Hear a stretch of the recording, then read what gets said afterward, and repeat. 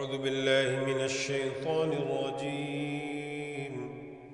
بسم الله الرحمن الرحيم. الحمد لله رب العالمين الرحمن الرحيم مالك يوم الدين. إياك نعبد وإياك نستعين.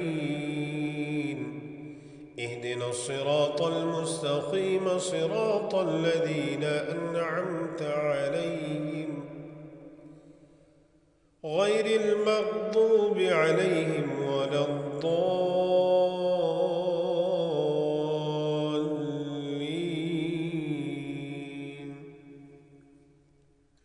آمين. بسم الله الرحمن الرحيم. ألف لام ميم.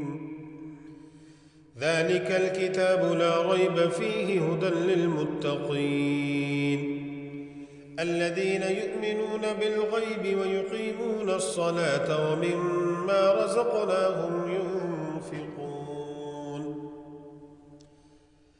والذين يؤمنون بما أنزل إليك وما أنزل من قبلك وبالآخرة هم يوقنون أولئك على هدى من ربهم وأولئك هم المفلحون.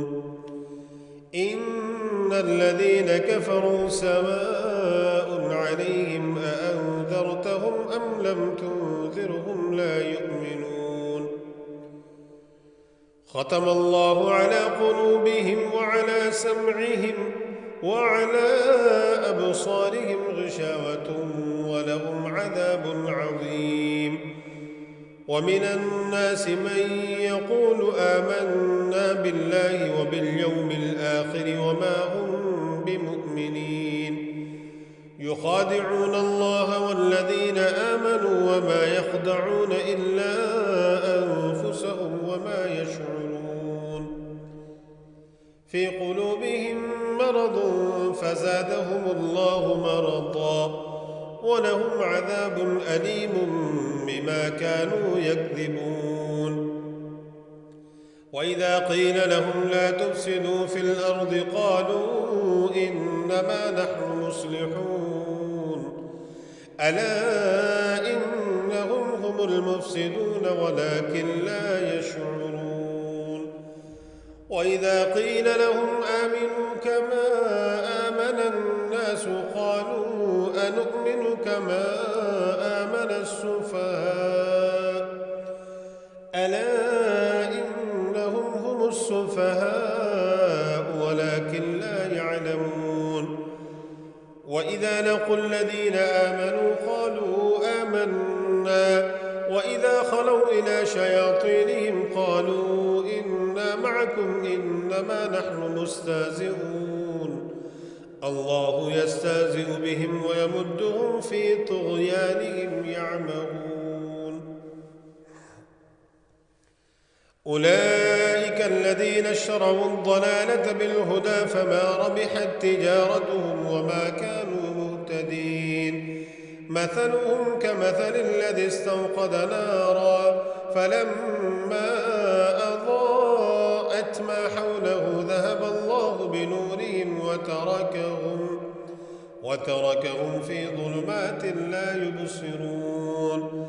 صم بكم عمي فهم لا يرجعون. أو كصيب من السماء فيه ظلمات ورعد وبرق يجعلون أصابعهم في آذانهم من الصواعق حذر الموت والله محيط بالكافرين. يكاد البرق يخطف أبصارهم كلما أضاء لهم مشوا فيه وإذا أظلم عليهم قاموا ولو شاء الله لذهب بسمعهم وأبصارهم إن الله الله على كل شيء قدير. يا أيها الناس اعبدوا ربكم الذي خلقكم والذين من قبلكم لعلكم تتقون. الذي جعل لكم الأرض فراشا والسماء بناء وأنزل من السماء ماء فأخرج به من الثمرات رزقا لكم فلا تجعلوا لله أندادا وأنتم تعلمون. وإن كنتم في ريب مما نزلنا على عبدنا فأتوا بسورة من مثله وادعوا شهداءكم من دون الله إن كنتم صادقين. فإن لم تفعلوا ولن تفعلوا فاتقوا النار التي وقودها الناس والحجارة أعدت للكافرين.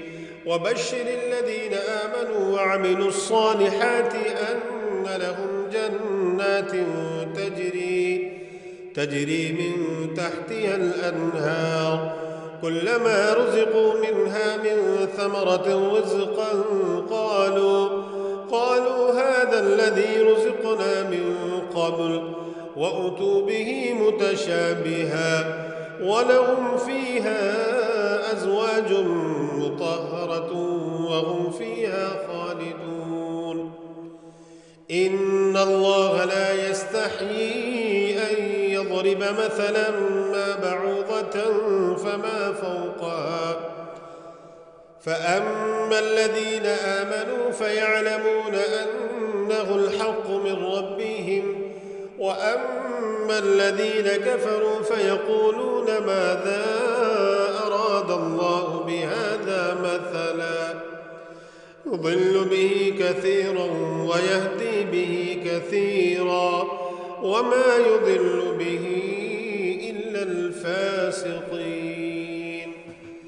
الذين ينقضون عهد الله من بعد ميثاقه ويقطعون ما أمر الله به أن يوصل ويفسدون في الأرض أولئك هم الخاسرون. كيف تكفرون بالله وكنتم أمواتا فأحياكم ثم يميتكم ثم يحييكم ثم إليه ترجعون. هو الذي خلق لكم ما في الأرض جميعا ثم استوى إلى السماء فسواهن 7 سماوات وهو بكل شيء عليم. وإذ قال ربك للملائكة إني جاعل في الأرض خليفة قالوا أتجعل فيها من يفسد فيها ويسفك الدماء ونحن نسبح بحمدك ونقدس لك قال إني أعلم ما لا تعلمون. وعلم آدم الأسماء كلها ثم عرضهم على الملائكة فقال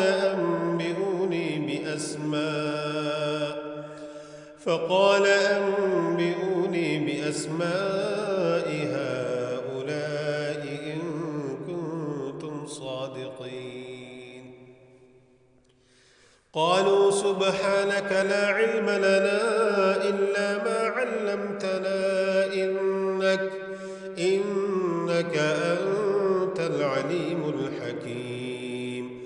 قال يا آدم أنبئهم بأسمائهم فلما أنبأهم بأسمائهم قال ألم أقل لكم إني أعلم غيب السماوات والأرض وأعلم ما تبدون وما كنتم تكتمون. وإذ قلنا للملائكة اسجدوا لآدم فسجدوا إلا إبليس أبى واستكبر وكان من الكافرين وقلنا يا آدم اسكن أنت وزوجك الجنة وكلا منها رغدا حيث شئتما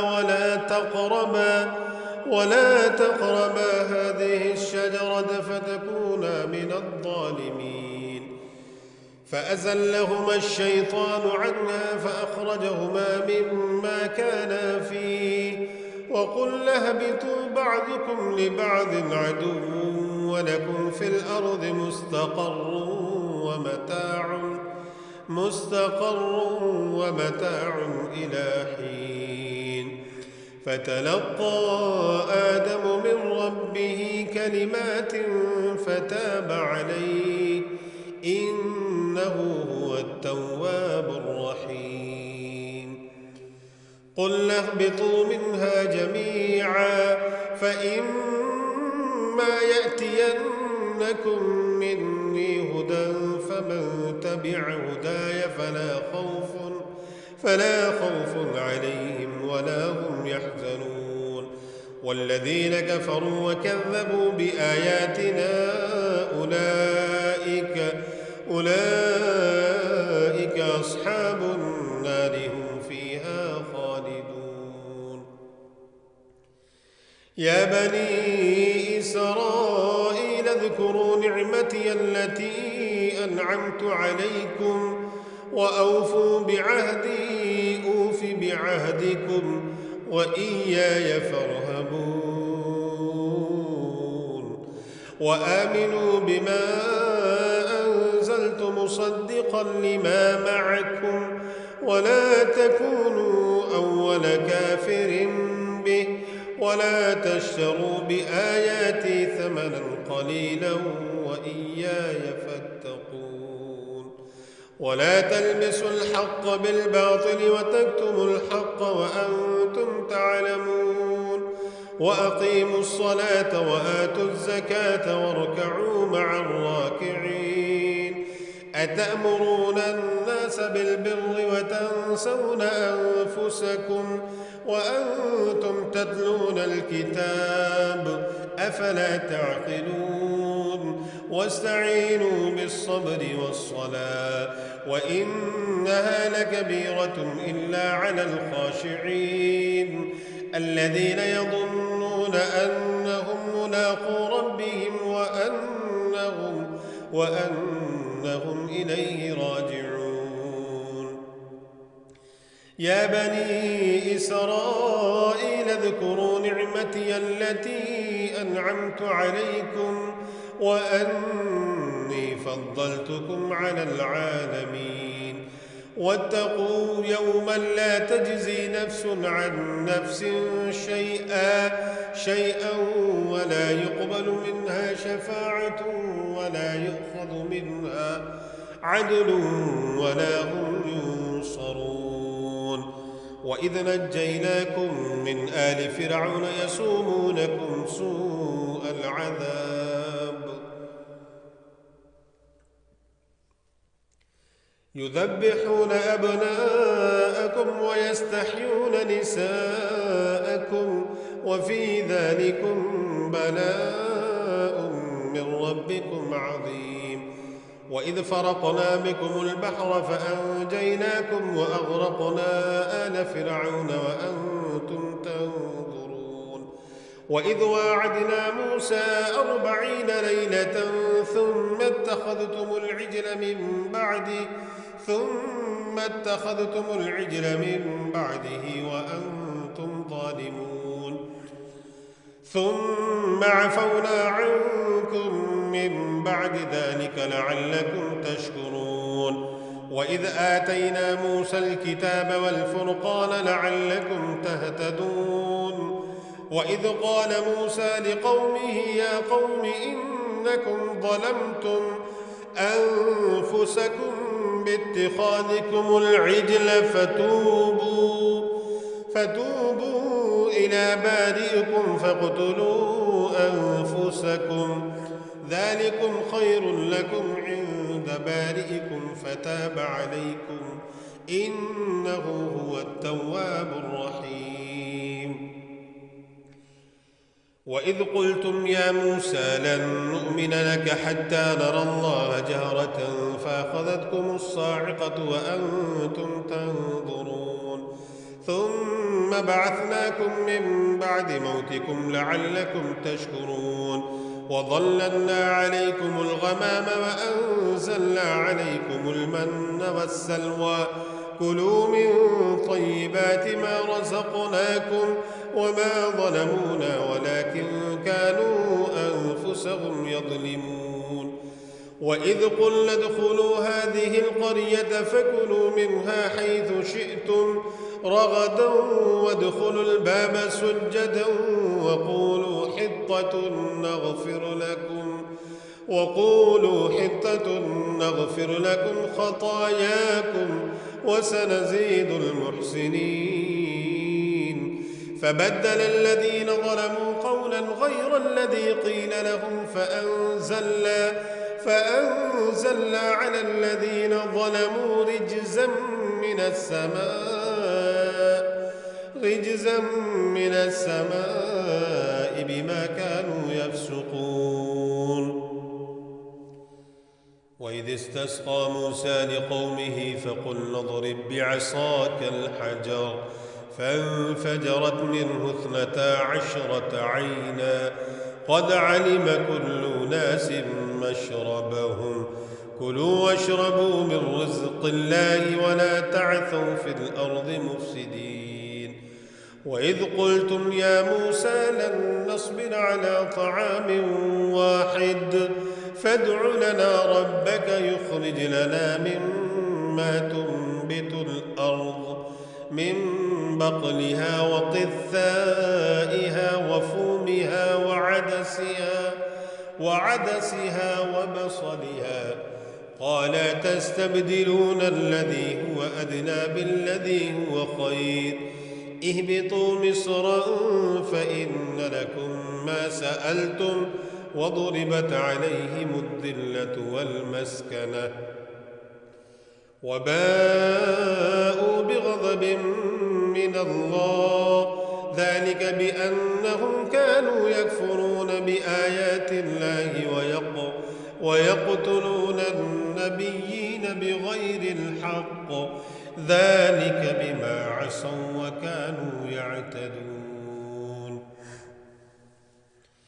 إن الذين آمنوا والذين هادوا والنصارى والصابئين من آمن بالله واليوم الآخر وعمل صالحا فلهم أجرهم عند ربهم ولا خوف عليهم ولا هم يحزنون.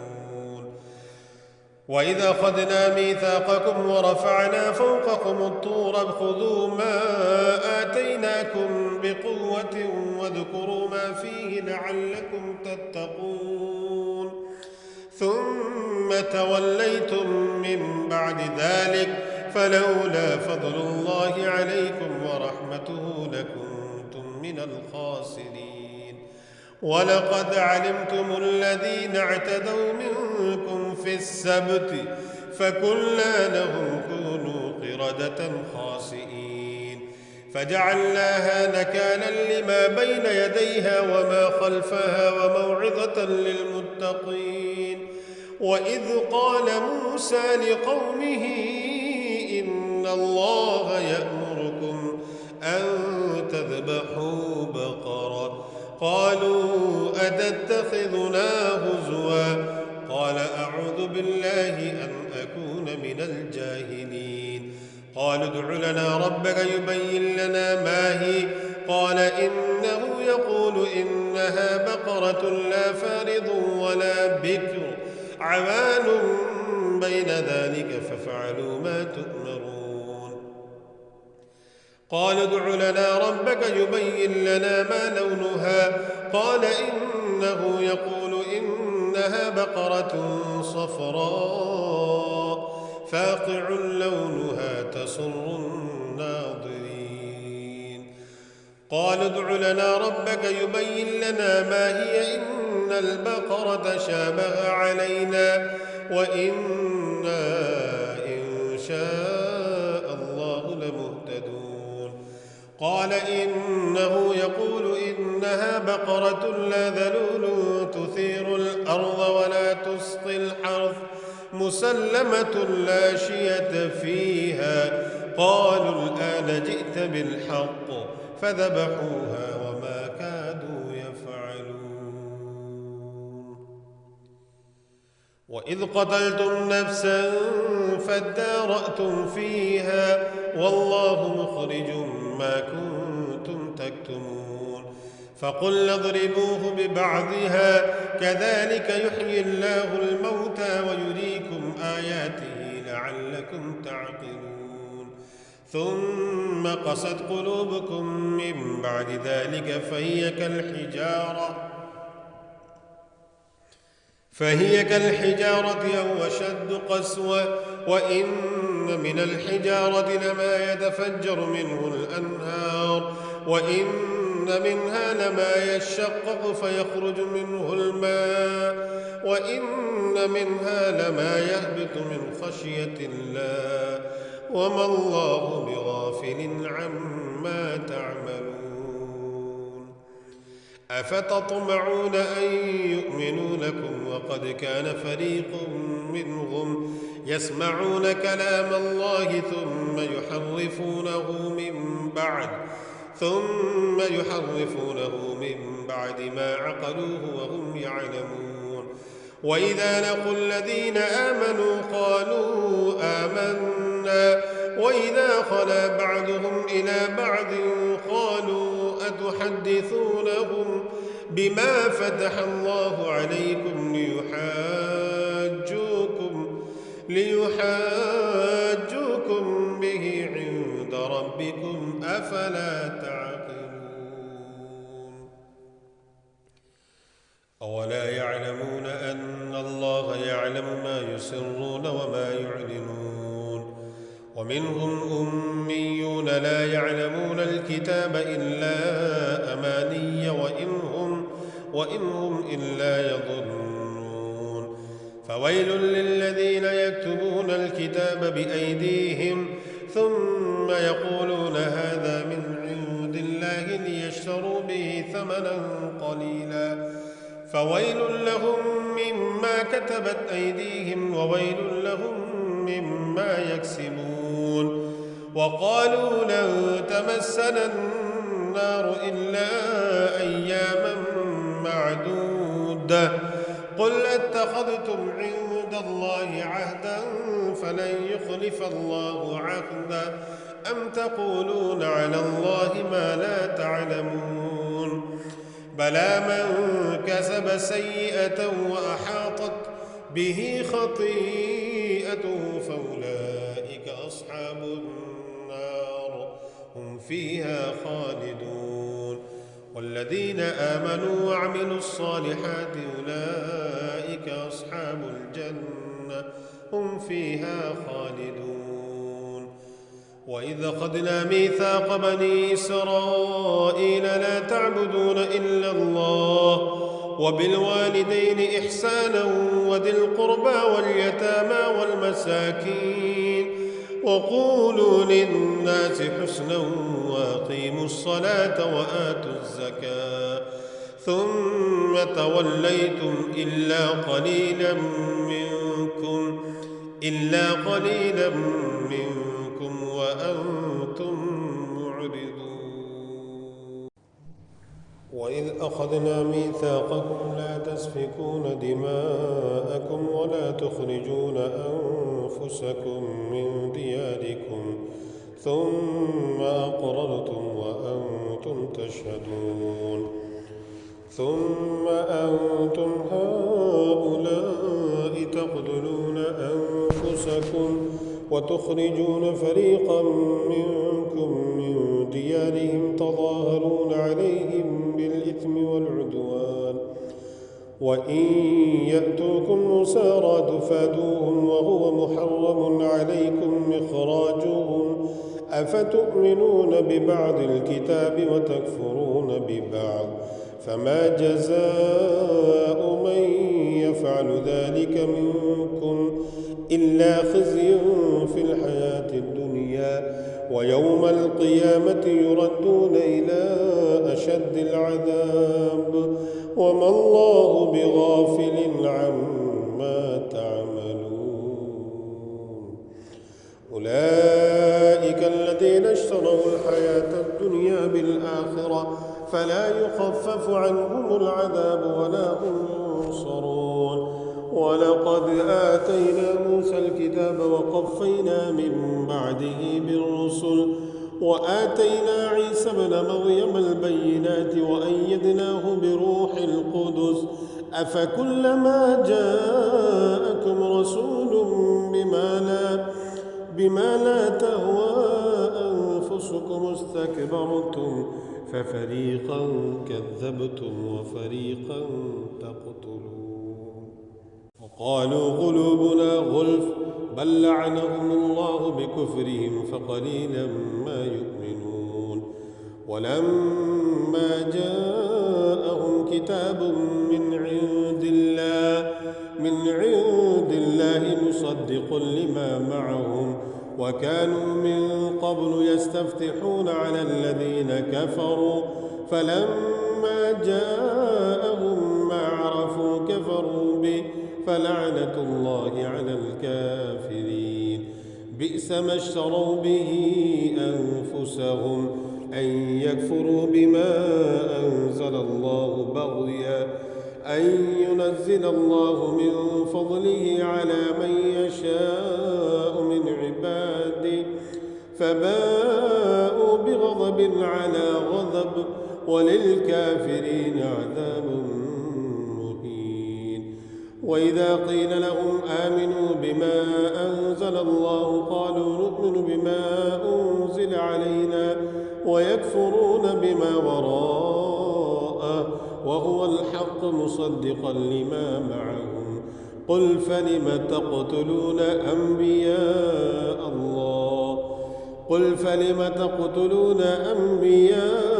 الله من قبل إن كنتم مؤمنين.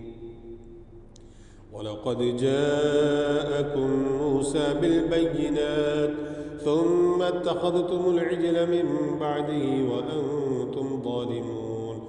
وإذ أخذنا ميثاقكم ورفعنا فوقكم الطور خذوا ما آتيناكم بقوة واسمعوا قالوا سمعنا وعصينا وأشربوا في قلوبهم العجل بكفرهم قل بئس ما يأمركم به إيمانكم إن كنتم مؤمنين. قل إن كانت لكم الدار الآخرة عند الله خالصة من دون الناس فتمنوا الموت إن كنتم صادقين ولن يتمنوه أبدا بما قدمت أيديهم والله عليم بالظالمين. ولتجدنهم أحرص الناس على حياة ومن الذين أشركوا يود أحدهم لو يعمر 1000 سنة وما هو بمزحزحه من العذاب أن يعمر والله بصير بما يعملون. قل من كان عدوا لجبريل فإنه نزله على قلبك بإذن الله مصدقا لما بين يديه وهدى وبشرى للمؤمنين. من كان عدوا لله وملائكته ورسله وجبريل وميكال فإن الله عدو للكافرين.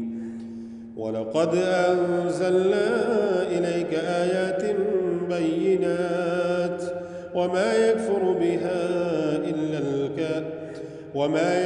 بها إلا الفاسقون. أو كلما عاهدوا عادا نبذه فريق منهم بل أكثرهم لا يؤمنون. ولما جاء رسول من عند الله مصدق لما معهم نبذ فريق من الذين أوتوا كتاب الله وراء ظهورهم كأنهم لا يعلمون. واتبعوا ما تتلو الشياطين على ملك سليمان وما كفر سليمان ولكن الشياطين كفروا يعلمون الناس السحر وما أنزل على الملكين ببابل هاروت وماروت وما يعلمان من أحد حتى يقولا إنما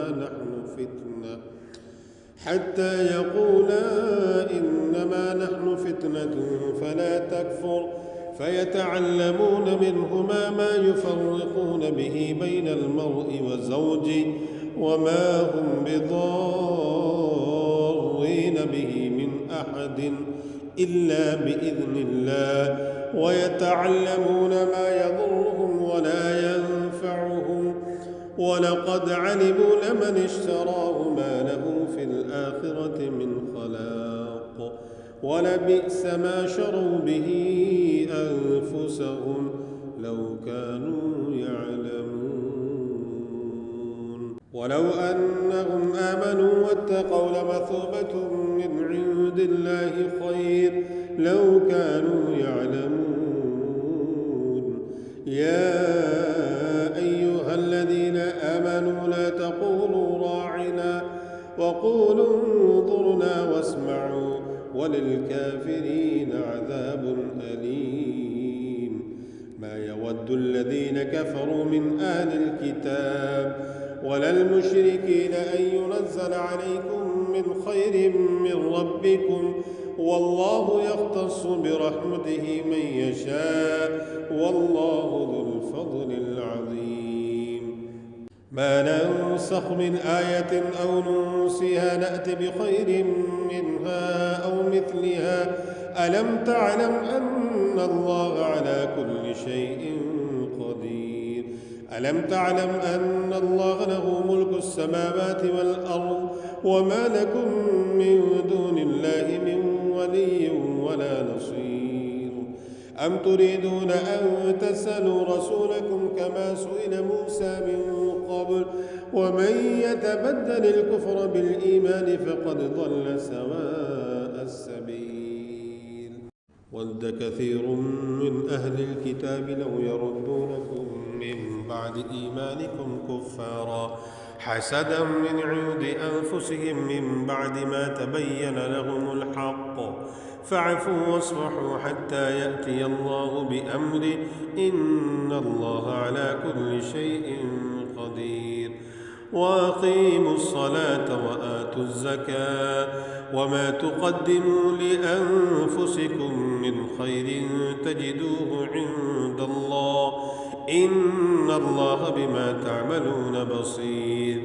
وقالوا لن يدخل الجنة إلا من كان هودا أو نصارى تلك أمانيهم قل هاتوا برهانكم إن كنتم صادقين. بلى من أسلم وجهه لله وهو محسن فله أجره عند ربه ولا خوف عليهم ولا هم يحزنون. وقالت اليهود ليست النصارى على شيء وقالت النصارى ليست اليهود على شيء وهم يتلون الكتاب كذلك قال الذين لا يعلمون مثل قولهم فالله يحكم بينهم يوم القيامة فيما كانوا فيه يختلفون. ومن أظلم ممن منع مساجد الله أن يذكر فيها اسمه وسعى في خرابها أولئك ما كان لهم أن يدخلوها إلا خائفين. لهم في الدنيا خزي ولهم في الآخرة عذاب عظيم. ولله المشرق والمغرب فأينما تولوا فثم وجه الله إن الله واسع عليم. وقالوا اتخذ الله ولدا سبحانه بل له ما في السماوات والأرض كل له قانتون بديع السماوات والأرض وإذا قضى أمرا فإنما يقول له كن فيكون. وقال الذين لا يعلمون لولا يكلمنا الله أو تأتينا آية كذلك قال الذين من قبلهم مثل قولهم تشابهت قلوبهم قد بينا الآيات لقوم يوقنون إنا أرسلناك بالحق بشيرا ونذيرا ولا تسأل عن أصحاب الجحيم. ولن ترضى عنك اليهود ولا النصارى حتى تتبع ملتهم قل إن هدى الله هو الهدى ولئن اتبعت أهواءهم بعد الذي جاءك من العلم ما لك من الله من ولي ولا نصير. الذين آتيناهم الكتاب يتلونه حق تلاوته أولئك يؤمنون به ومن يكفر به فأولئك هم الخاسرون. يا بني إسرائيل اذكروا نعمتي التي أنعمت عليكم وأني فضلتكم على العالمين. واتقوا يوما لا تجزي نفس عن نفس شيئا ولا يقبل منها عدل ولا تنفعها شفاعة ولا هم ينصرون. وإذ ابتلى إبراهيم ربه بكلمات فأتمهن قال إني جاعلك للناس إماما قال ومن ذريتي قال لا ينال عهد الظالمين. وإذ جعلنا البيت مثابة للناس وأمنا واتخذوا من مقام إبراهيم مصلى وعهدنا إلى إبراهيم وإسماعيل أن طهر بيتي للطائفين والعاكفين والركع السجود. وإذ قال إبراهيم رب اجعل هذا بلدا آمنا وارزق أهله من الثمرات من آمن منهم بالله واليوم الآخر قال ومن كفر فأمتعه قليلا ثم أضطره إلى عذاب النار وبئس المصير. وإذ يرفع إبراهيم القواعد من البيت وإسماعيل ربنا تقبل منا إنك أنت السميع العليم ربنا واجعلنا مسلمين لك ومن ذريتنا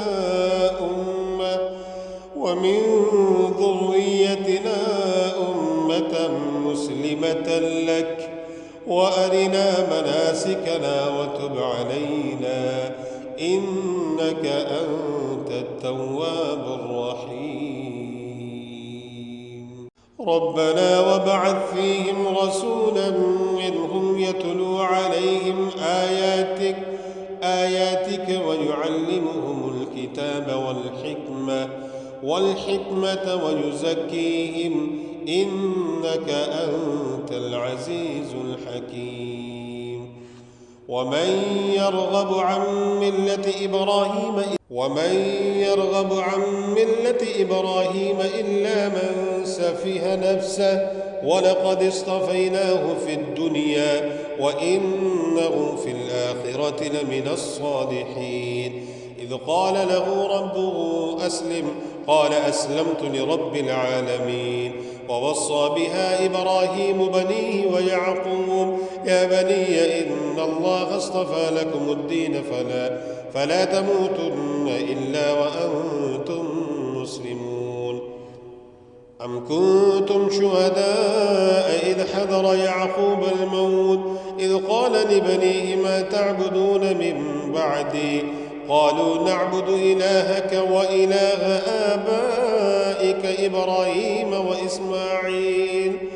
وإسماعيل وإسحاق إلها واحدا ونحن له مسلمون تلك أمة قد خلت لها ما كسبت ولكم ما كسبتم ولا تسألون عما كانوا يعملون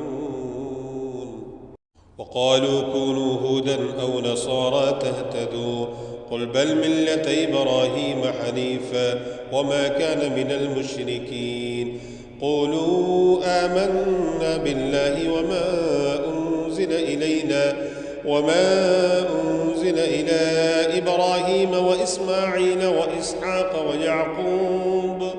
ويعقوب والأسباط وما أوتي موسى وعيسى وما أوتي النبيون من ربهم لا نفرق بين أحد منهم ونحن له مسلمون فإن آمنوا بمثل ما آمنتم به فقد اهتدوا وإن تولوا فإنما هم في شقاق فسيكفيكهم الله وهو السميع العليم صبغة الله ومن أحسن من الله صبغة ونحن له عابدون قل لتحاجوننا في الله وهو ربنا وربكم ولنا أعمالنا ولكم أعمالكم ونحن له مخلصون أم تقولون إن إبراهيم وإسماعيل وإسحاق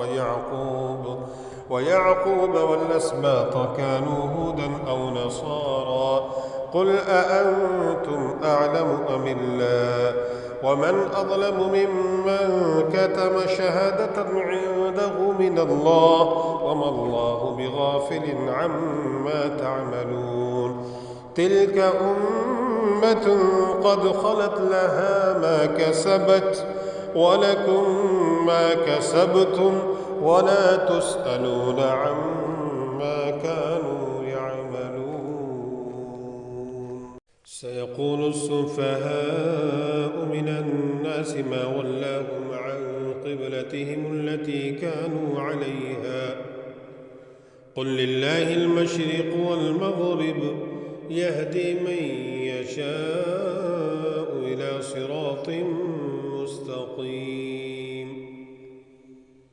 وكذلك جعلناكم أمة وسطا لتكونوا شهداء على الناس ويكون الرسول عليكم شهيدا وما جعلنا القبلة التي كنت عليها إلا لنعلم من يتبع الرسول ممن ينقلب على عقبيه وإن كانت لكبيرة إلا على الذين هدى الله وما كان الله ليضيع إيمانكم إن الله بالناس لرؤوف رحيم قد نرى تقلب وجهك في السماء فلنولينك قبلة ترضاها فول وجهك شطر المسجد الحرام وحيث ما كنتم فولوا وجوهكم شطرا وإن الذين أوتوا الكتاب ليعلمون أنه الحق من ربهم وما الله بغافل عما يعملون ولئن أتيت الذين أوتوا الكتاب بكل آية ما تبعوا قبلتك وما أنت بتابع قبلتهم وما بعضهم بتابع قبلة بعض ولئن اتبعت أهواءهم من بعد ما جاءك من العلم إنك إذا لمن الظالمين الذين آتيناهم الكتاب يعرفونه كما يعرفون أبناءهم وإن فريقا منهم ليكتمون الحق وهم يعلمون الحق من ربك فلا تكونن من الممترين ولكل وجهة هو موليها فاستبقوا الخيرات أينما تكونوا يأت بكم الله جميعا إن الله على كل شيء قدير ومن حيث خرجت فول وجهك شطر المسجد الحرام وإنه للحق من ربك وما الله بغافل عما تعملون ومن حيث خرجت فول وجهك شطر المسجد الحرام وحيث ما كنتم فولوا وجوهكم شطره لئلا يكون للناس عليكم حجة إلا الذين ظلموا منهم فلا تخشوهم واخشوني ولأتم نعمتي عليكم ولعلكم تهتدون كما أرسلنا فيكم رسولا منكم يتلو عليكم آياتنا ويزكيكم ويعلمكم الكتاب والحكمة ويعلمكم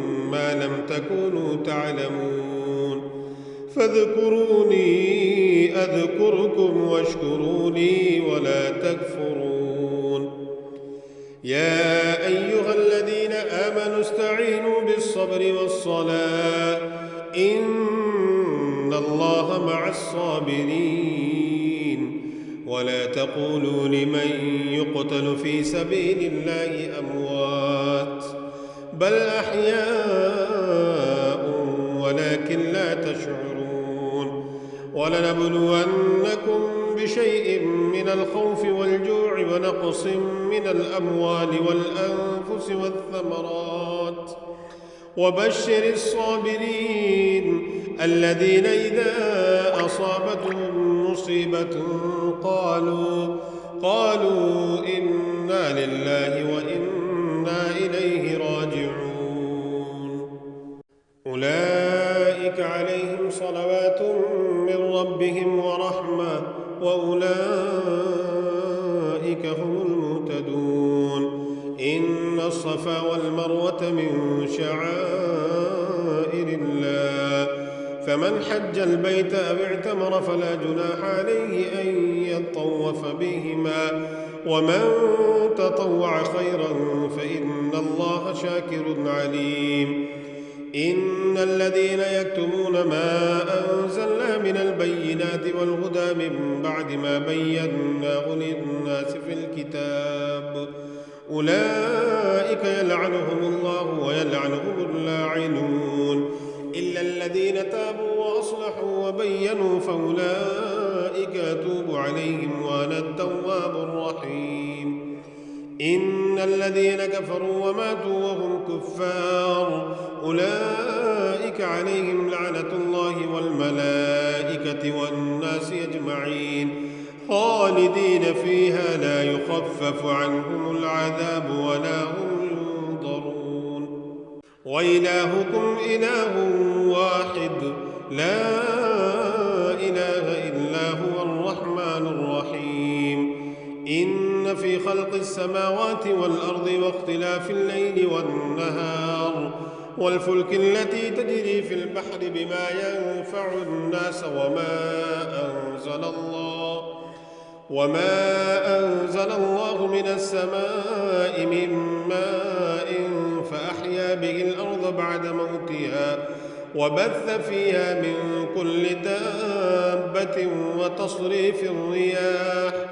وتصريف الرياح والسحاب المسخر بين السماء والأرض لآيات لقوم يعقلون ومن الناس من يتخذ من دون الله أندادا والذين آمنوا أشد حبا لله إذ يرون العذاب أن القوة لله جميعا والله شديد العذاب إذ تبرأ الذين اتبعوا من الذين ورأوا العذاب وتقطعت الأسباب وقال الذين اتبعوا لو أن لنا كرة فنتبرأ منهم كما تبرأوا منا كذلك يريهم الله أعمالهم حسرات عليهم وما هم بخارجين من النار يا أيها الناس كلوا مما ما في الأرض حلالا طيبا ولا تتبعوا خطوات الشيطان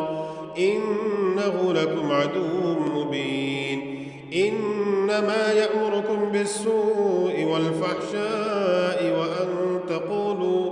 وأن تقولوا على الله ما لا تعلمون وإذا قيل لهم اتبعوا ما أنزل الله قالوا بل نتبع ما ألفينا عليه آباءنا أولو كان آباؤهم لا يعقلون شيئا ولا يهتدون ومثل الذين كفروا كمثل الذي ينعق بما لا يسمع إلا دعاء ونداء صم بكم عمي فهون يا أيها الذين آمنوا كلوا من طيبات ما رزقناكم واشكروا لله إن كنتم إياه تعبدون إنما حرم عليكم الميتة والدم ولحم الخنزير وما أهل لغير الله فمن اضطر غير باغ ولا عاد فلا إثم عليه إن الله غفور رحيم إن الذين يكتمون ما أنزل الله من الكتاب ويشترون به ثمنا قليلا أولئك ما يأكلون في بطونهم إلا النار ولا يكلمهم الله يوم القيامة ولا يزكيهم ولهم عذاب أليم أولئك الذين اشتروا الضلالة بالهدى والعذاب بالمغفرة فما أصبرهم على النار ذلك بأن الله نزل الكتاب بالحق وإن الذين اختلفوا في الكتاب لفي شقاق بعيد ليس البر أن تولوا وجوهكم قبل المشرق والمغرب ولكن البر من آمن بالله واليوم الآخر والملائكة والكتاب والنبيين وآتى المال على حبه ذوي القربى واليتامى والمساكين وابن السبيل والسائلين وفي الرقاب وأقام الصلاة وآتى الزكاة والموفون بعهدهم إذا عاهدوا والصابرين في البأساء والضراء وحين البأس أولئك الذين صدقوا وأولئك هم المتقون يا أيها الذين آمنوا كتب عليكم القصاص في القتلى الحر بالحر والعبد بالعبد والأنثى بالأنثى فمن عفي له من أخيه شيء فاتباع بالمعروف وأداء إليه بإحسان ذلك تخفيف من ربكم ورحمة فمن اعتدى بعد ذلك فله عذاب أليم ولكم في القصاص حياة يا أولي الألباب لعلكم تتقون كتب عليكم إذا حضر أحدكم الموت إن ترك خيرا الوصية للوالدين والأقربين بالمعروف حقا على المتقين فمن بدله بعدما سمعه فإنما إثمه على الذين يبدلون إن الله سميع عليم فمن خاف من موص جنفا أو إثما فأصلح بينهم فلا إثم عليه إن الله غفور رحيم يا أيها الذين آمنوا كتب عليكم الصيام كما كتب على الذين من قبلكم لعلكم تتقون أياما معدودات فمن كان منكم مريضا أو على سفر فعدة من أيام أخر وعلى الذين يطيقونه فدية طعام مسكين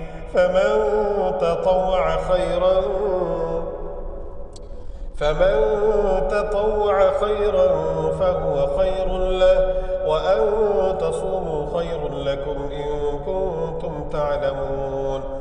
شهر رمضان الذي أنزل فيه القرآن هدى للناس وبينات من الهدى والفرقان، فمن شهد منكم الشهر فليصم، ومن كان مريضا أو على سفر فعدة من أيام أخر.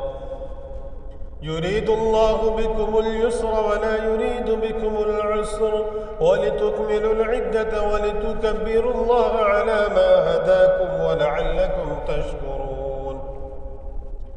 وإذا سألك عبادي عني فإني قريب أجيب دعوة الداعي إذا دعاني فليستجيبوا لي وليؤمنوا بي لعلهم يرشدون.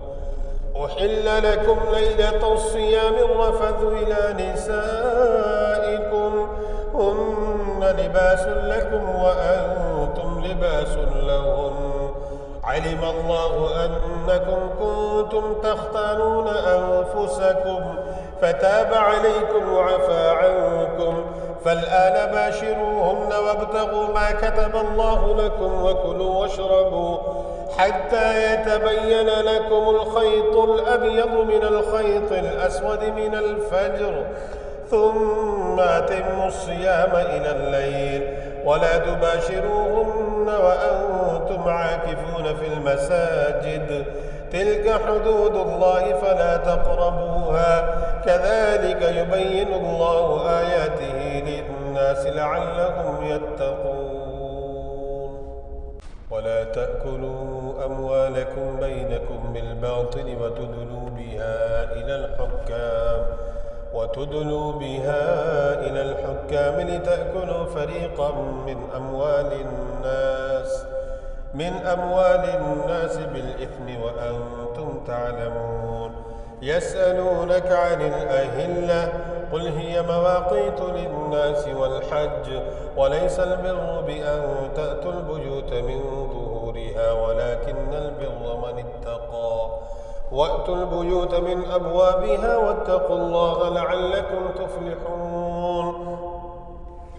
وقاتلوا في سبيل الله الذين يقاتلونكم ولا تعتدوا إن الله لا يحب المعتدين. واقتلوهم حيث ثقفتموهم وأخرجوهم من حيث أخرجوكم والفتنة أشد من القتل، ولا تقاتلوهم عند المسجد الحرام حتى يقاتلوكم فيه، فإن قاتلوكم فاقتلوهم كذلك جزاء الكافرين. فإن انتهوا فإن الله غفور رحيم. وقاتلوهم حتى لا تكون فتنة ويكون الدين لله، فإن انتهوا فلا عدوان إلا على الظالمين. الشهر الحرام بالشهر الحرام والحرمات قصاص، فمن اعتدى عليكم فاعتدوا عليه بمثل ما اعتدى عليكم، واتقوا الله واعلموا أن الله مع المتقين. وأنفقوا في سبيل الله ولا تلقوا بأيديكم إلى التهلكة وأحسنوا إن الله يحب المحسنين. وأتموا الحج والعمرة لله، فإن أحصرتم فما استيسر من الهدي، ولا تحلقوا رؤوسكم حتى يبلغ الهدي محله، فمن كان منكم مريضا أو به أذى من رأسه ففدية من صيام أو صدقة أو نسك، فإذا أمنتم فمن تمتع بالعمرة إلى الحج فما استيسر من الهدي، فمن لم يجد فصيام 3 أيام في الحج و7 إذا رجعتم، تلك 10 كاملة، ذلك لمن لم يكن أهله حاضر المسجد الحرام. واتقوا الله واعلموا أن الله شديد العقاب. الحج أشهر معلومات، فمن فرض فيهن الحج فلا رفث ولا فسوق ولا جدال ولا جدال في الحج وما تفعلوا من خير يعلمه الله وتزودوا فإن خير الزاد التقوى واتقون يا أولي الألباب. ليس عليكم جناح أن تبتغوا فضلا من ربكم فإذا أفضتم من عرفات فاذكروا الله عند المشعر الحرام واذكروه كما هداكم وإن كنتم من قبله لمن الضالين. ثم أفيضوا من حيث أفاض الناس واستغفروا الله إن الله غفور رحيم. فإذا قضيتم مناسككم فاذكروا الله كذكركم آباءكم أو أشد ذكرا. فمن الناس من يقول ربنا آتنا في الدنيا وما له في الآخرة من خلاق ومنهم من يقول ربنا آتنا في الدنيا حسنة وفي الآخرة حسنة وقنا عذاب النار. أولئك لهم نصيب مما كسبوا والله سريع الحساب. واذكروا الله في أيام معدودات فمن تعجل في يومين فلا إثم عليه ومن تأخر فلا إثم عليه لمن اتقى واتقوا الله واعلموا أنكم إليه تحشرون. ومن الناس من يعجبك قوله في الحياة الدنيا ويشهد الله على ما في قلبه وهو ألد الخصام وإذا تولى سعى في الأرض ليفسد فيها ويهلك الحرث والنسل والله لا يحب الفساد. وإذا قيل له اتق الله أخذته العزة بالإثم فحسبه جهنم ولبئس المهاد. ومن الناس من يشري نفسه ابتغاء مرضات الله والله رؤوف بالعباد. يا أيها الذين آمنوا ادخلوا في السلم كافة ولا تتبعوا خطوات الشيطان إنه لكم عدو مبين. فإن زللتم من بعد ما جاءتكم البينات فاعلموا أن الله عزيز حكيم. هل ينظرون إلا أن يأتيهم الله في ظلل من الغمام والملائكة وقضي الأمر وإلى الله ترجع الأمور. سل بني إسرائيل كم آتيناهم من آية بينة ومن يبدل نعمة الله من بعد ما جاءته فإن الله شديد العقاب. زين للذين كفروا الحياة الدنيا ويسخرون من الذين آمنوا والذين اتقوا فوقهم يوم القيامة والله يرزق من يشاء بغير حساب. كان الناس أمة واحدة فبعث الله النبيين مبشرين ومنذرين وأنزل معهم الكتاب بالحق ليحكم بين الناس فيما اختلفوا فيه وما اختلف فيه إلا الذين أوتوه من بعد ما جاءتهم البينات بغيا بينهم فهدى الله الذين آمنوا لما اختلفوا فيه من الحق بإذنه والله يهدي من يشاء إلى صراط مستقيم.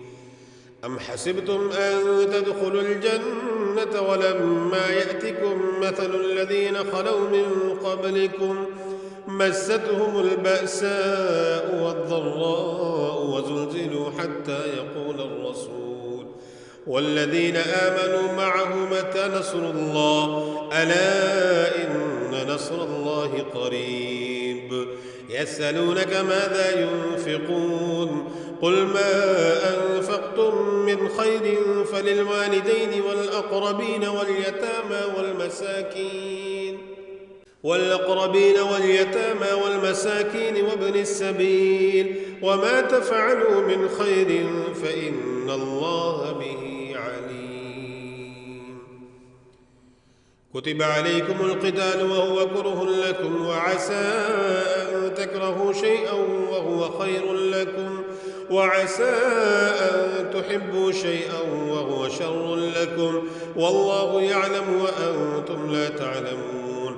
يسألونك عن الشهر الحرام قتال فيه، قل قتال فيه كبير، وصد عن سبيل الله وكفر به والمسجد الحرام وإخراج آله منه أكبر عند الله، والفتنة أكبر من القتل، ولا يزالون يقاتلونكم حتى يردوكم عن دينكم إن استطاعوا، ومن يرتد منكم عن دينه فيمت وهو كافر فأولئك حبطت أعمالهم في الدنيا والآخرة، وأولئك أصحاب النار هم فيها خالدون.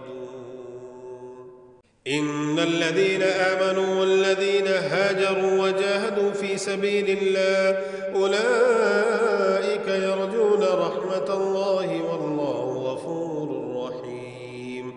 يسألونك عن الخمر والميسر قل فيهما إثم كبير ومنافع للناس وإثمهما أكبر من نفعهما، ويسألونك ماذا ينفقون قل العفو كذلك يبين الله لكم الآيات لعلكم تتفكرون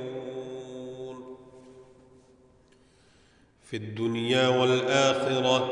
ويسألونك عن اليتامى قل إصلاح لهم خير، وإن تخالطوهم فإخوانكم، والله يعلم المفسد من المصلح، ولو شاء الله لأعنتكم إن الله عزيز حكيم. ولا تنكحوا المشركات حتى يؤمن، ولأمة مؤمنة خير من مشركة ولو أعجبتكم، ولا تنكحوا المشركين حتى يؤمنوا، ولعبد مؤمن خير من مشرك ولو أعجبكم، أولئك يدعون إلى النار والله يدعو إلى الجنة والمغفرة بإذنه، ويبين آياته للناس لعلهم يتذكرون. ويسألونك عن المحيض قل هو أذى فاعتزلوا النساء في المحيض ولا تقربوهن حتى يطهرن، فإذا تطهرن فأتوهن من حيث أمركم الله إن الله يحب التوابين ويحب المتطهرين. نساؤكم حرث لكم فأتوا حرثكم أنى شئتم وقدموا لأنفسكم واتقوا الله واعلموا أنكم ملاقوه وبشر المؤمنين. ولا تجعلوا الله عرضة لأيمانكم أن تبروا وتتقوا وتصلحوا بين الناس والله سميع عليم. ولكن يؤاخذكم بما كسبت قلوبكم والله غفور حليم. للذين يؤلون من نسائهم تربص 4 أشهر، فإن فاءوا فإن الله غفور رحيم. وإن عزموا الطلاق فإن الله سميع عليم. والمطلقات يتربصن بأنفسهن 3 قروء، ولا يحل لهن أن يكتمن ما خلق الله في أرحامهن إن كن يؤمن بالله واليوم الآخر، وبعولتهن أحق بردهن في ذلك إن أرادوا إصلاحا، ولهن مثل الذي عليهن بالمعروف وللرجال عليهن درجة والله عزيز حكيم.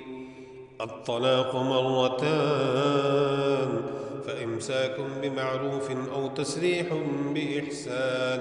ولا يحل لكم أن تأخذوا مما آتيتموهن شيئا إلا أن يخافا ألا يقيما حدود الله، فإن خفتم ألا يقيما حدود الله فلا جناح عليهما فيما افتدت به، تلك حدود الله فلا تعتدوها، ومن يتعد حدود الله فأولئك هم الظالمون. فإن طلقها فلا تحل له من بعد حتى تنكح زوجا غيره، فإن طلقها فلا جناح عليهما أن يتراجعا إن ظنا أن يقيما حدود الله، وتلك حدود الله يبينها لقوم يعلمون. وإذا طلقتم النساء فبلغن أجلهن فأمسكوهن بمعروف أو سرحوهن بمعروف، ولا تمسكوهن ضرارا لتعتدوا، ومن يفعل ذلك فقد ظلم نفسه. ولا تتخذوا آيات الله هزوا، واذكروا نعمة الله عليكم وما أنزل عليكم من الكتاب والحكمة يعظكم به، واتقوا الله واعلموا أن الله بكل شيء عليم. وإذا طلقتم النساء فبلغن أجلهن فلا تعذلوهن أن ينكحن أزواجهن إذا تراضوا بينهم بالمعروف، ذلك يوعظ به من كان منكم يؤمن بالله واليوم الآخر، ذلكم أزكى لكم وأطهر، والله يعلم وأنتم لا تعلمون. والوالدات يرضعن أولادهن حولين كاملين لمن أراد أن يتم الرضاعة، وعلى المولود له رزقهن وكسوتهن بالمعروف، لا تكلف نفس إلا وسعها، لا تضار والدة بولدها ولا مولود له بولده، وعلى الوارث مثل ذلك، فإن أرادا فصالا عن تراض منهما وتشاور فلا جناح عليهما. وإن أردتم أن تسترضعوا أولادكم فلا جناح عليكم إذا سلمتم ما آتيتم بالمعروف، واتقوا الله واعلموا أن الله بما تعملون بصير.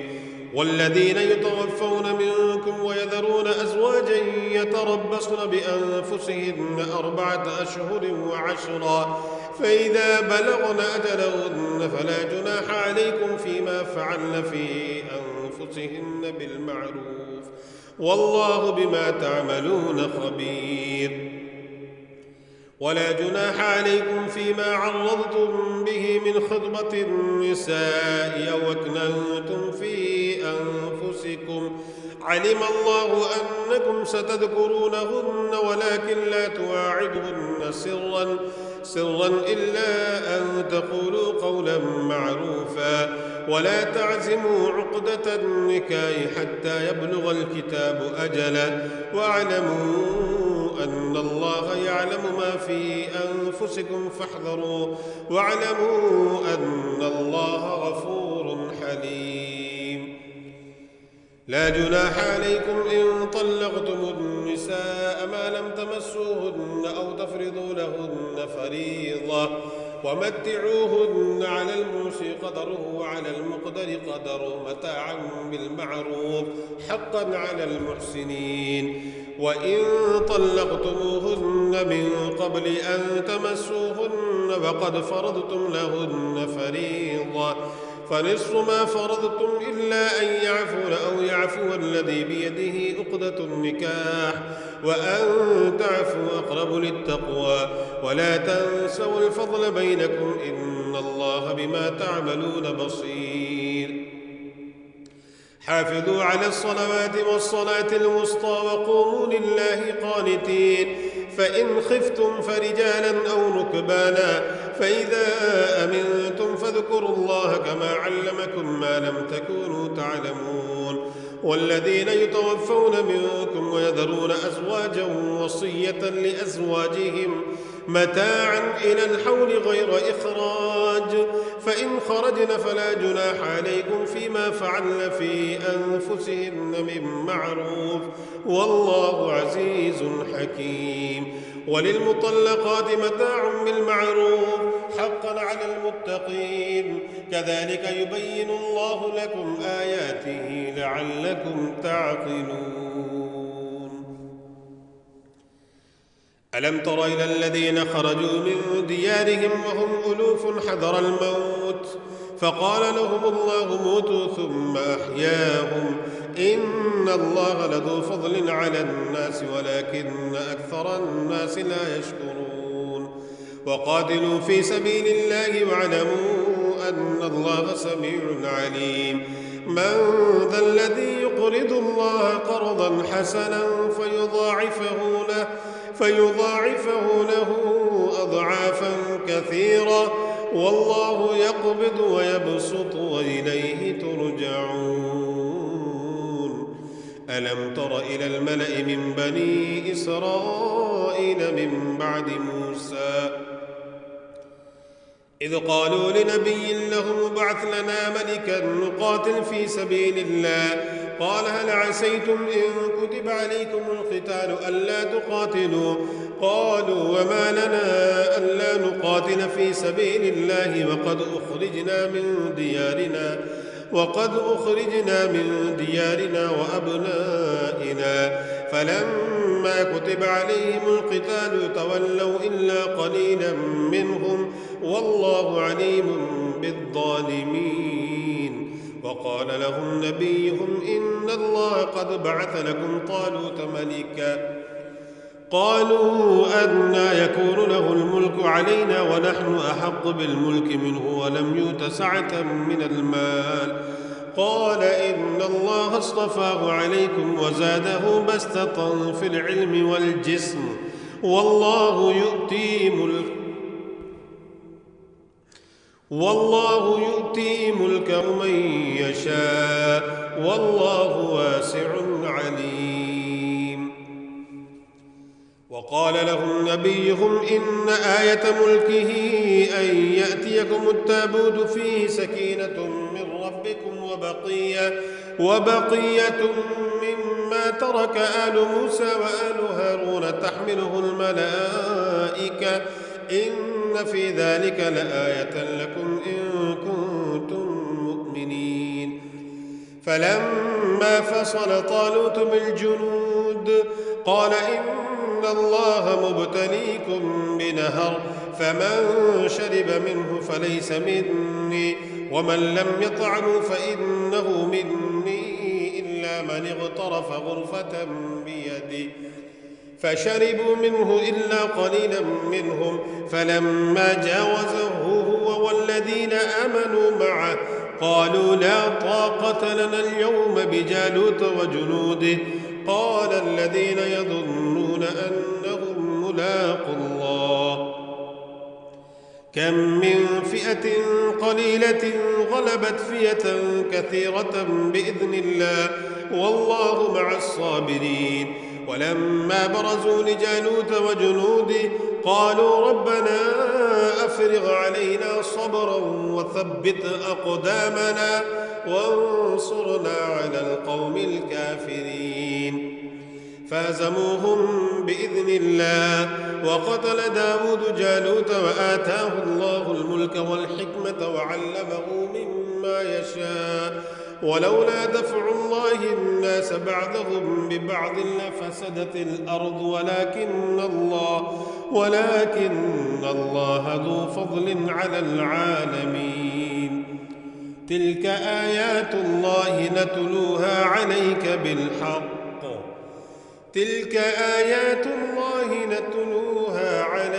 بالحق وإنك لمن المرسلين. تلك الرسل فضلنا بعضهم على بعض، منهم من كلم الله ورفع بعضهم درجات، وآتينا عيسى ابن مريم البينات وأيدناه بروح القدس، ولو شاء الله ما اقتتل الذين من بعدهم من بعد ما جاءتهم البينات ولكن اختلفوا فمنهم من آمن ومنهم من كفر ولو شاء الله ما اقتتلوا ولكن الله يفعل ما يريد. يا أيها الذين آمنوا أنفقوا مما رزقناكم من قبل أن يأتي يوم لا بيع فيه ولا خلة ولا شفاعة والكافرون هم الظالمون.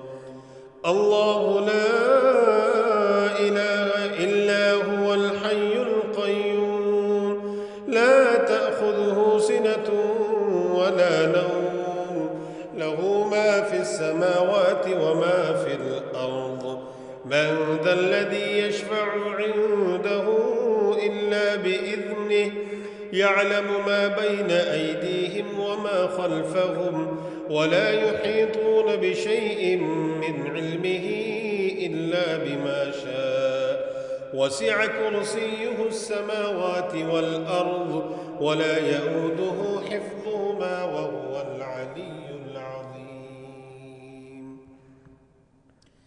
لا إكراه في الدين قد تبين الرشد من الغي فمن يكفر بالطاغوت ويؤمن بالله فقد استمسك بالعروة الوثقى لا انفصام لها والله سميع عليم.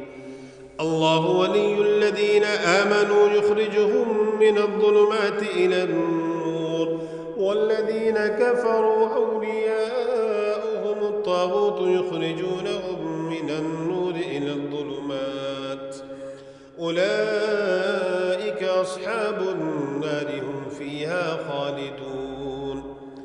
ألم تر إلى الذي حاج إبراهيم في ربه أن آتاه الله الملك إذ قال إبراهيم ربي الذي يحيي ويميت قال أنا أحيي وأميت قال إبراهيم فإن الله يأتي بالشمس من المشرق فأت بها من المغرب فبهت الذي كفر والله لا يهدي القوم الظالمين. أو كالذي مر على قرية وهي خاوية على عروشها قال أنى يحيي هذه الله بعد موتها فأماته الله 100 عام ثم بعث قال كم لبثت قال لبثت يوما أو بعض يوم قال بل لبثت 100 عام فانظر إلى طعامك وشرابك لم يتسنى وانظر إلى حمارك ولنجعلك آية للناس وانظر إلى العظام كيف ننشدها ثم نكسوها لحما فلما تبين له قال أعلم أن الله على كل شيء قدير. وإذ قال إبراهيم رب أرني كيف تحيي الموتى قال أولم تؤمن قال بلى ولكن ليطمئن قلبي قال فخذ 4 من الطير فصرهن إليك ثم اجعل على كل جبل منهن جزءا ثم ادعهن يأتينك سعيا واعلم أن الله عزيز حكيم. مثل الذين ينفقون أموالهم في سبيل الله كمثل حبة أنبتت 7 سنابل في كل سنبلة 100 حبة والله يضاعف لمن يشاء والله واسع عليم. الذين ينفقون أموالهم في سبيل الله ثم لا يتبعون ما أنفقوا منا ولا أذى لهم أجرهم عند ربهم ولا خوف عليهم ولا هم يحزنون. قول معروف ومغفرة خير من صدقة يتبعها أذى والله غني حليم. يا أيها الذين آمنوا لا تبطلوا صدقاتكم بالمن والأذى كالذي ينفق ماله رئاء الناس ولا يؤمن بالله واليوم الآخر فمثله كمثل صفوان عليه تراب فأصابه وابل فتركه صلدا لا يقدرون على شيء مما كسبوا والله لا يهدي القوم الكافرين. ومثل الذين ينفقون أموالهم ابتغاء مرضات الله وتثبيتا من أنفسهم كمثل جنة بربوة أصابها وابل فآتت أكلها ضعفين فإن لم يصبها وابل فطل والله بما تعملون بصير. أيود أحدكم أن تكون له جنة من نخيل وأعناب تجري من تحتها الأنهار له فيها من كل الثمرات وأصابه الكبر وله ذرية ضعفاء فأصابها إعصار فيه نار فاحترقت كذلك يبين الله لكم الآيات لعلكم تتفكرون. يا أيها الذين آمنوا أنفقوا من طيبات ما كسبتم ومما أخرجنا لكم من الأرض ولا تيمموا الخبيث منه تنفقون ولستم بآخذيه إلا أن تغمضوا فيه واعلموا أن الله غني حميد. الشيطان يعدكم الفقر ويأمركم بالفحشاء والله يعدكم مغفرة منه وفضلا والله واسع عليم. يؤتي الحكمة من يشاء ومن يؤت الحكمة فقد أوتي خيرا كثيرا وما يذكر إلا أولو الألباب. وما أنفقتم من نفقة أو نذرتم من نذر فإن الله يعلم وما للظالمين من أنصار. إن تبدوا الصدقات فنعم ما هي وإن تخفوها وتؤتوا الفقراء فهو خير لكم ويكفر عنكم من سيئاتكم والله بما تعملون خبير. ليس عليك هداهم ولكن الله يهدي من يشاء وما تنفقوا من خير فلأنفسكم وما تنفقون إلا ابتغاء وجه الله وما تنفقوا من خير يوفى إليكم وأنتم لا تظلمون. للفقراء الذين أحصروا في سبيل الله لا يستطيعون ضربا في الأرض يحسبهم الجاهل أغنياء من التعفف تعرفهم بسيماهم لا يسألون الناس إلحافا وما تنفقوا من خير فإن الله به عليم.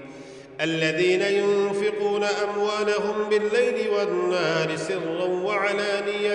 سرا وعلانية فلهم أجرهم عند ربهم ولا خوف عليهم ولا هم يحزنون. الذين يأكلون الربا لا يقومون إلا كما يقوم الذي يتخبطه الشيطان من المس ذلك بأنهم قالوا إنما البيع مثل الربا وأحل الله البيع وحرم الربا فمن جاءه موعظة من ربه فانتهى فله ما سلف وأمره إلى الله ومن عاد فأولئك أصحاب النار هم فيها خالدون. يمحق الله الربا ويربي الصدقات والله لا يحب كل كفار أثيم. إن الذين آمنوا وعملوا الصالحات وأقاموا الصلاة وآتوا الزكاة لهم أجرهم عند ربهم ولا خوف عليهم ولا هم يحزنون.